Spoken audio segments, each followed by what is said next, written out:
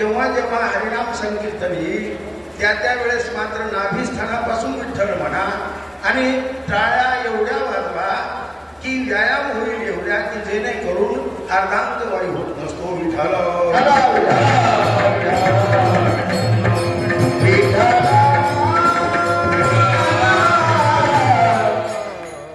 माय बाप हो, हा सेवेसाठी निवडलेला अभंग खरं म्हणजे याची प्रस्तावना 3-2 तासाची आहे, परंतु आपल्या वेळेच्या बंधनात राहायचं म्हणून ताकापुरतं रामायण प्रस्तावना थोडक्यात का सांगावं लागते.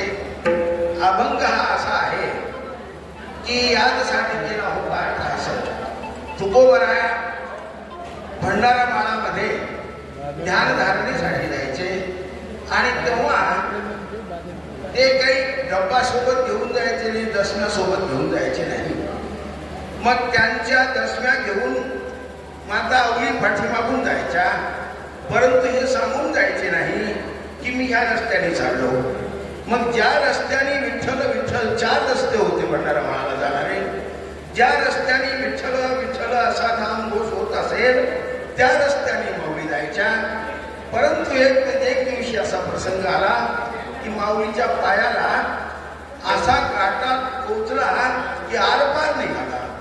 मग मात्र अवली माऊली चिडल्या, आधीच नाराज होत्या त्या तुकोबरायावरती की ह्या काळ्या विठ्ठलाच्या नादी लागलेत आणि सगळा संसार वाटवा केलं म्हणून. मग जास्तच शिव्या देऊ लागल्या. एवढ्यामध्ये गुराखी आले. त्या गुराख्याने विचारलं, आई काय झालं? त्या म्हणाले, बाबा ह्या पायात असा काटा टोचला की आता तो निघू शकत नाही. ते म्हणाले, काळजी करू नका, मी असे अनेकांचे काटे काढले, रावणाचा काढला, कंसाचा काढला, हा काटा माझ्यासाठी फार सोपा आहे, मी सहज काढून टाकेल. तेव्हा त्याने हात फिरवला, एकनाथ जे जाय तो चले जाओ, आता पैसे वाढवून सोबत मात्र. मग मात्र त्याने हात फिरवला आणि काटा निघून गेला. मग त्यानंतर ते जे रक्त निघू लागलं त्याला ते खरे म्हणजे गुराखी नव्हते तर स्वतः पांडुरंगच होते, गुराख्याचं रूप घेऊन आलेले. त्याने मात्र मग आपल्या पितांबराचा काही भाग फाडला आणि त्या पायाला गुंडाळला. जेव्हा तुकोबारायाकडे ह्या गेल्या त्याने विचारले, काय झालं? त्याने प्रसंग सांगितला की रस्त्यात असं असं घडलं. मग त्यानंतर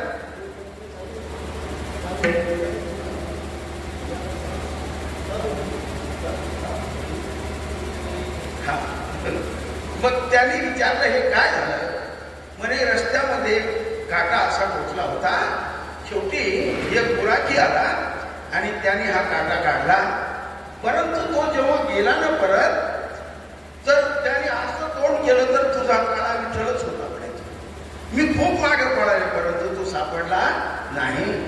मग तुकोबाराया मात्र रडू लागले, तू रोज शिव्या देते आणि तुला दर्शन दिलं आणि मी रोज त्याच्यासाठी येऊन बसतो आणि मला दर्शन नाही. मग मात्र तुकोबारायाने 14 दिवस अन्न पाणी सोडून दिलं आणि खूप आक्रोश करू लागले.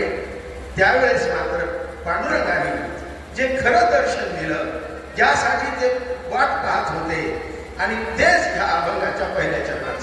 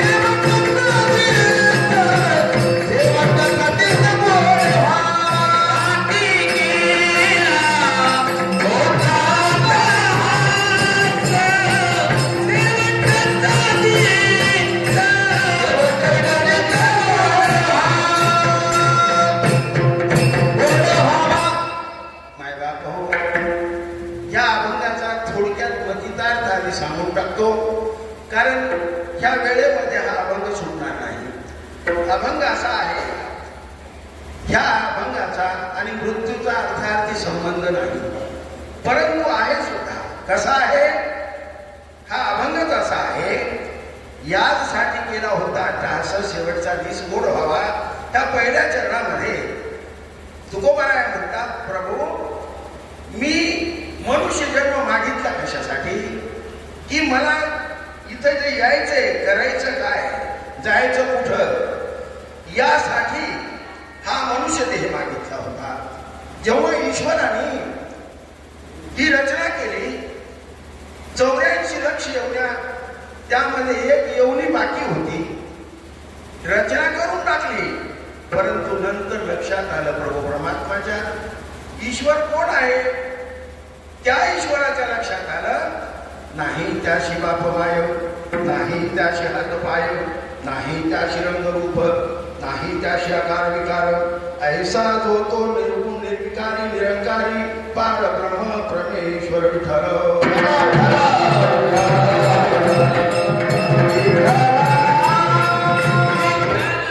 त्या प्रभू परमात्मा, तशा प्रभू परमात्माने विचार केला, ही सृष्टी रचना झाली, परंतु आपला नाव घेणारा याच्यात कोणीच नाही. अंडज खान, जारज खान, उद्भिज खान, स्वेदबीज खान, या चारही खाणीमध्ये एकही माझं नाव घेणारा नाही.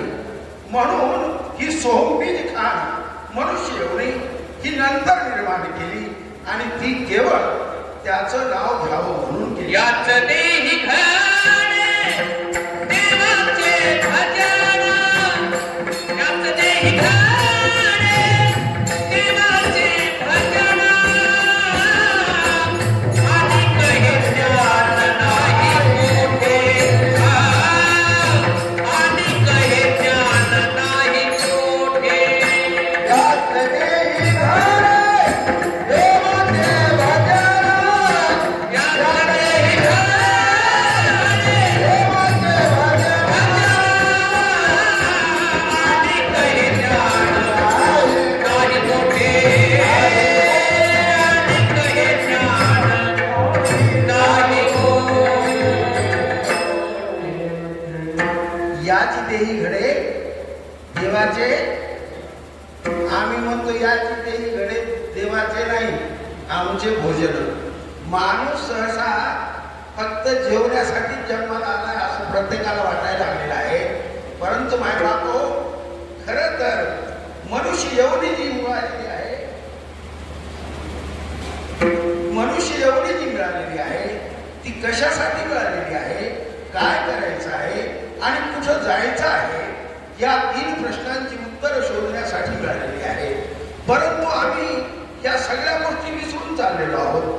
म्हणून या अभंगामध्ये पहिल्या चरणात मुद्दाम तुकोबाराय म्हणतात, खरं तर याचा अर्थ खरा असा आहे की आम्ही जन्म मागितला मनुष्य, पण कशासाठी मागितला हे आम्हालाही माहीत नाही. परंतु एक एक यवनी कोटी कोटी फेरा मग लागे बारा, मानवाचा मनुष्य देह सहज मिळालेला नाही मायबाप हो. फार 84 लक्ष एवढे फिरल्यानंतर मिळालेला आहे. आणि एवढा मिळालेला नर जन्म जर आम्ही वाया घातला तर मनुष्य जन्मी येऊन काय केले, अवघे मुद्दल बुडविले विठ्ठल.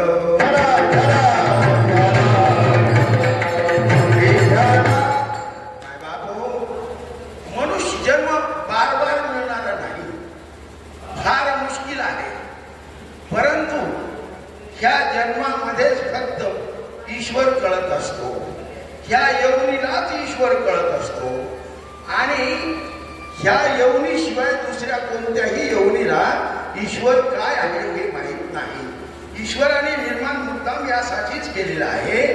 मग आपण जेव्हा मनुष्य यवनी मागितली, मिळाली, पण जर आपल्या मधला जो आत्मा आणि परमात्मा काय आहे याचा जोपर्यंत आम्हाला परिचय होत नाही, तोपर्यंत मनुष्य यवनीत येऊन सुद्धा पशु समान आहोत. कबीर म्हणतात, पशु का तो पढ़िया होए, नर का कुछ ना होए, नर एक बार करनी करे तो नर का नारायण हो जाए।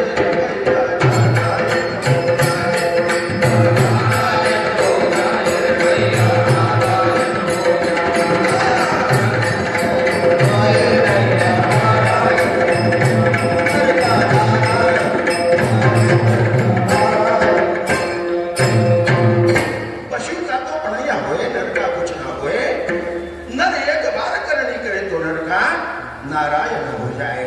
माय बापो, या देहामध्ये एवढी शक्ती आहे, तो देव पहावया गेलो, तेथे देवाची होली ठेलो।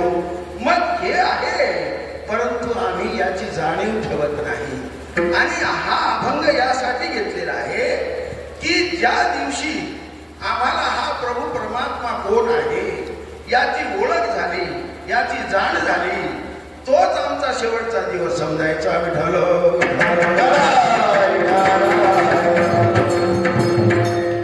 ब्रह्मज्ञानी माणसासाठी ईश्वराची ओळख होणं, ईश्वर प्राप्त होणं, तोच आमचा शेवटचा दिवस असतो। आणि अज्ञानी लोकांसाठी देह सोडणं हा शेवटचा दिवस असतो। विठ्ठल माय बापो, हा खरा अभंगाचा खरा मतितार्थ हा आहे की ज्या दिवशी आम्हाला ईश्वराची प्राप्ती होते, ईश्वर काय आहे तो कळतो, तो खऱ्या अर्थाने शेवटचा दिवस असतो। आणि म्हणून परंतु आम्ही हा नश्वर देह, 5 तत्वांनी बनलेला हा नश्वर देह सोडला, त्याला शेवटचा दिवस म्हणत असतो। तेही सुद्धा योग्य आहे, परंतु काही काही वेळेस ज्यांनी ब्रह्मज्ञान घेतलेलं आहे त्यांच्यासाठी तो विषय नाही। त्यांनी ज्या दिवशी ज्ञान घेतलं त्या दिवशी त्यांचा त्या ईश्वराचा परिचय झाला, तोच खरा शेवटचा दिवस। आणि तो जर शेवटचा दिवस असेल, जर ईश्वरच भेटला असेल, एकाला राष्ट्रपती पद भेटून गेलं, घरी आला, आईने विचारलं, बेटा कोणती नोकरी लागली? तो म्हणाला, आई राष्ट्रपती झालो।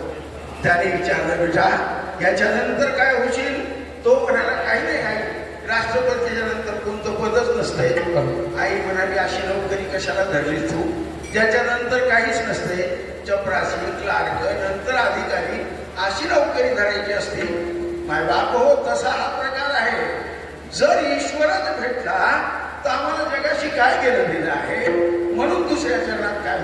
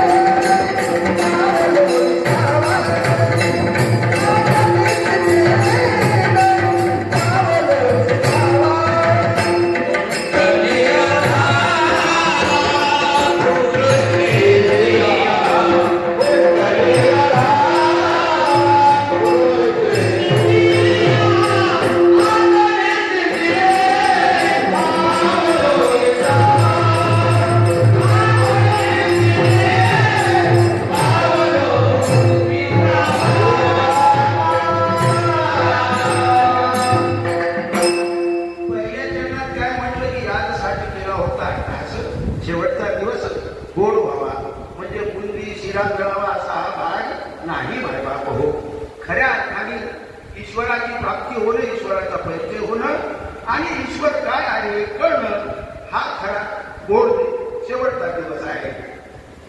आणि मनुष्य एवढी त्यासाठीच मागितलेली आहे। आणि म्हणून जर ईश्वरच भेटला, मग ईश्वर भेटल्यानंतर आम्हाला जगाशी काय केलं देणं? म्हणून त्यांनी सांगितलं दुसऱ्या चरणामध्ये की आता निश्चितीने बावलो विसावा। काय बापू, अंडज खान, जारज खान, उद्बीज खान, श्वेतबीज खान, सोमबीज खान, अंड्यापासून पैदा होणारे पक्षी एका कोंबडीच्या पिलाईने विचारला आईला, आई आम्ही दसऱ्याच्या आधी 20 भावंड होतो, आता एकटाच राहिलो, बाकीचे कुठे गेले? ती थोडंच म्हणाली त्यांना मोक्ष मिळाला म्हणून. ती म्हणाली, बेटा आपला जन्म लोकांना खुश करण्यासाठीच असतो. तूही बिमार होता म्हणून वाचलास, नाही तर तुझाही नंबर लागलेलाच होता. आनंद खान, जारद खान बकरीच्या पिलाईने तसंच विचारलं, आई आम्ही मावस भाऊ, चुलत भाऊ, सख्खे भाऊ असे 20-25 भावंड होतो दसऱ्याच्या आधी, आता मी एकटाच राहिलो, बाकीचे कुठे गेले? तेही म्हणाली, आई म्हणाली, बेटा तुलाही सर्दी झाली होती म्हणून राहिलास तू, नाहीतर तुझाही कार्यक्रम झाला होता. तुही थोडंच म्हणाली त्यांना मोक्ष मिळाला म्हणून. ह्या एवढ्यांना मोक्ष कशाला म्हणतात माहित नसतंय मायबाप. मग ही वृक्षवल्ली स्वतःच्या बीजापासून मोठी होतात, परंतु त्यांनाही माहित नाही कशाला जन्माला आणून काय करायचं, कुठं जायचं.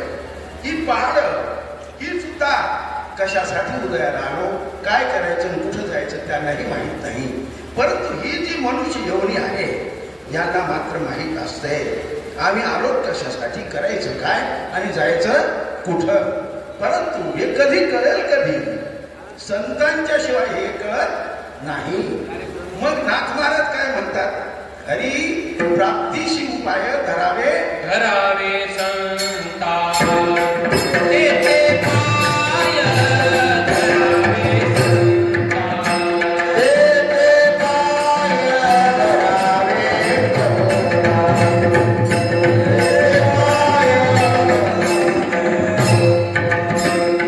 धरावे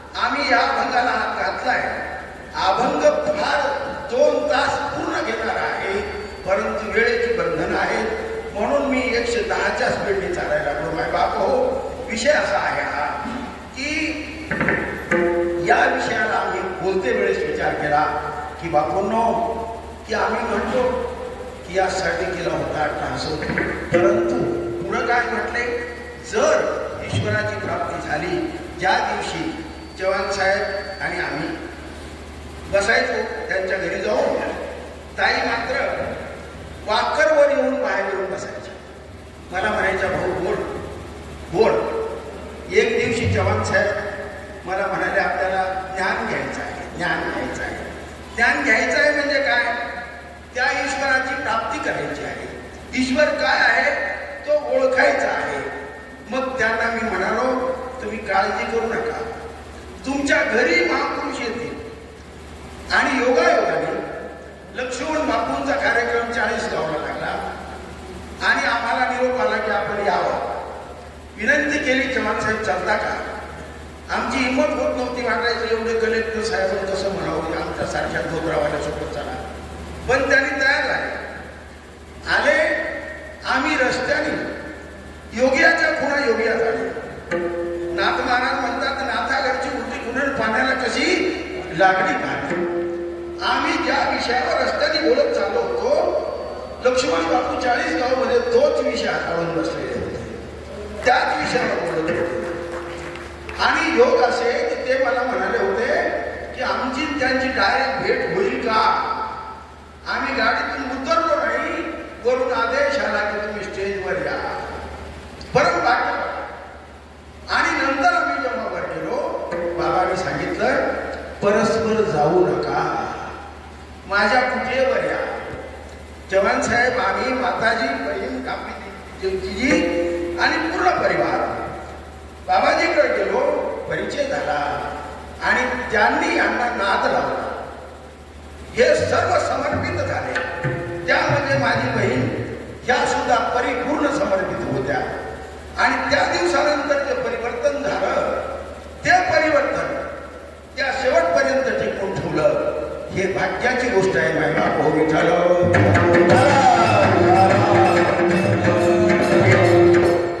त्यानंतर त्यांच्यामध्ये आमूलाग्र बदल झाले आणि लक्ष्मण बापू काही साधी बोललेले होते, अतिशय पोहोचलेले पीर होते. आमचा संघ फार थोडा राहिला. त्याने आम्हाला नेहमी म्हणायचे की ईश्वरसिंग बाबा, जर फार काळ राहिले असते तर आणखी काय बदल झाला असता. मी त्यांना हसून म्हणायचो, बाबा आपण जास्त काळ राहू शकता ना. ते म्हणायचे, नहीं ये गलत बात है, हमारा कार्यकाल बहुत जल्दी खत्म होने वाला है. आधी सांगून टाकलं होतं आम्हाला त्यांनी की का म्हणतो माय बाप हो, या देहाला काही किंमत नाही, हा जाणार असतो, नश्वर आहे, आया है उसने जाना है, अटल यही सच्चाई है. अपनी मौत के ऊपर आज तक विजय किसी ने न पाई है. विठ्ठल.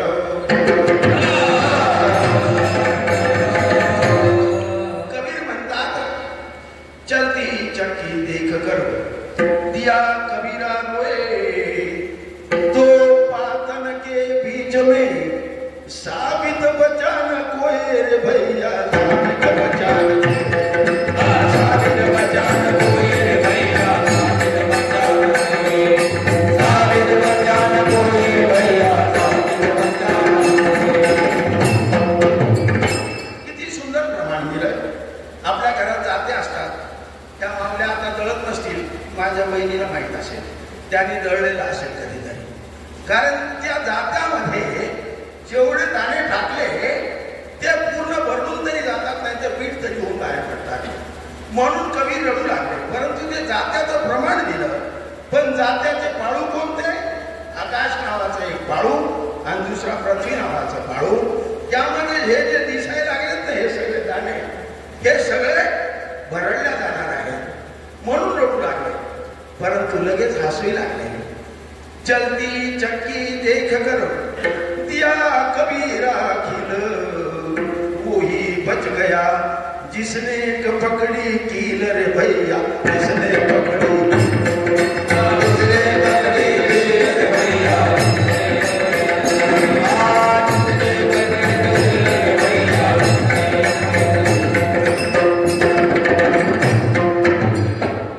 मानी असतं ना खिळा, त्या खिळाला जे चिकटतात ना, ते कधी भरडल्या जात नाही.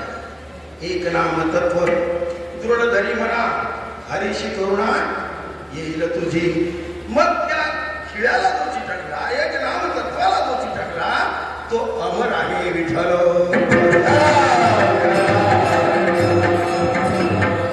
आणि आज आपण हा विषय त्यासाठीच घेतलेला आहे की मायबाप हो, मरता मरता जग मरे, मरना भी जाने ना कोई, ऐसी मरनी मरो जगत में, तुम हंसो जग रोए रे भैया.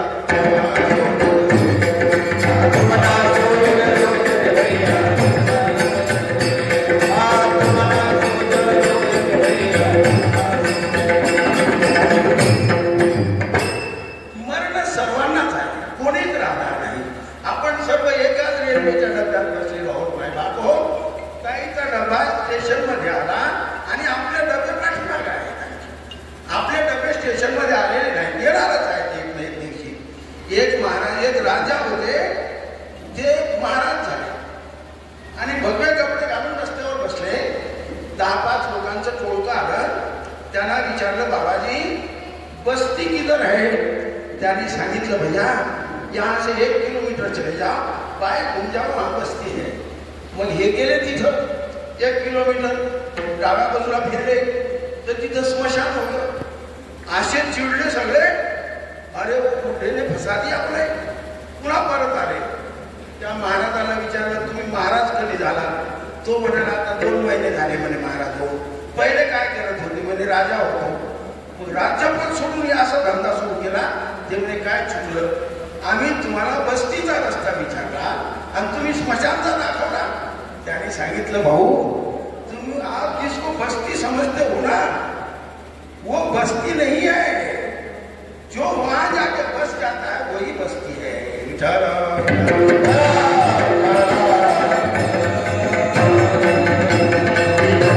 और आप जिसको गांव समझ रहे हो वो गांव में जो है ना ये लाइन लगा के बैठे हैं. मेरा नंबर अब है, अब मेरा 92 हो गया, अब 82 हो गया, अब मेरा नंबर इसके बाद है. ये सब लाइन लगा के बैठे हैं. ये यहाँ बसने वाले नहीं है. जब हम पैदा हुए तो एक वतन के मालिक थे. जब ऊपर से रुखसत मिली तो दोनों हाथ खाली थे.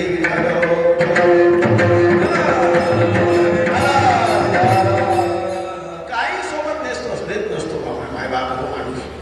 सर्व काही इथं सोडून जावं लागतंय. फक्त एकच सोबत येत असते ते प्रभू नाम. हरिनामाशिवाय ईश्वर सोबत काही येत नसतंय माय बाप हो. आणि ते तेवढंच केलं तर आम्ही अमर आहोत. मरत नसतात. ज्ञानेश्वर महाराज गेलेत का? लक्ष्मण बापू गेलेत का? ईश्वरजी बापू गेलेत का? तुकोबाराय गेलेत का? कधीच जात नसतात अशी माणसं माय बाप हो. ही अमर आहे.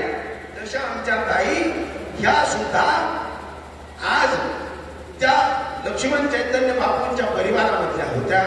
त्यांना पूर्णपणे ज्ञान मिळालेलं होतं. म्हणून त्या जरी देह सोडून गेले असतील, नश्वर देह सोडून गेला असेल तरी त्या अमर आहेत. विठ्ठल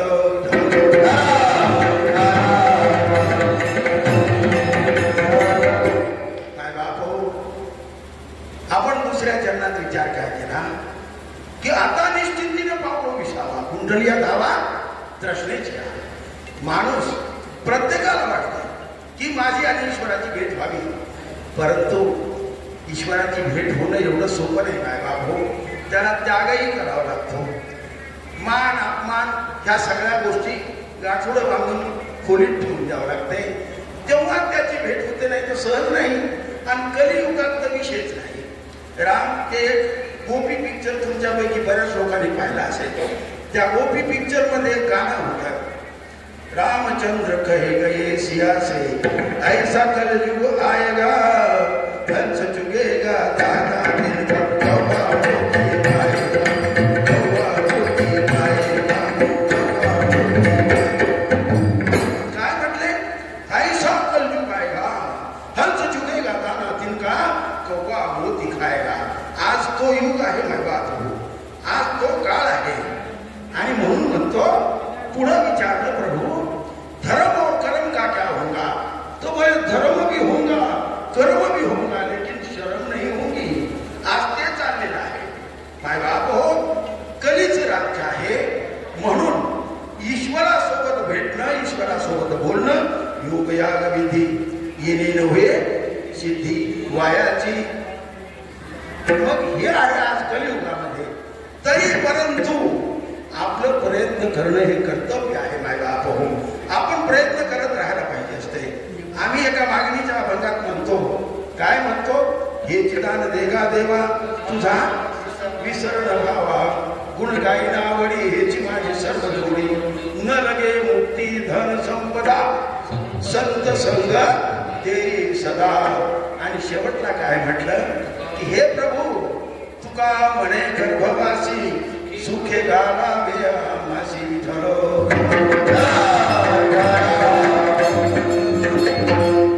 त्या प्रभू परमात्मा पर्यंत आम्ही कधी पोहोचू शकलो नाही. या देहाने